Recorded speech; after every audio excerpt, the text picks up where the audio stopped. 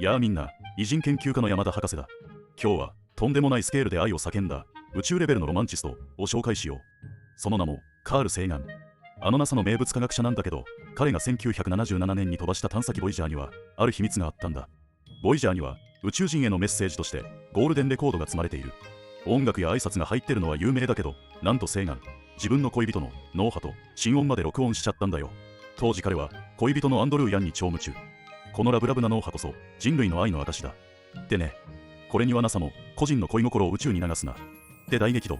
でも彼は愛こそ宇宙に伝えるべきだって譲らなかったんだ。結局、その恋する信号、今も秒速17キロで銀河を爆走中。地球で告白するのも緊張するのに、宇宙全体にのろけ話を聞かせるなんてすごすぎないか。面白いと思ったらチャンネル登録もよろしくね。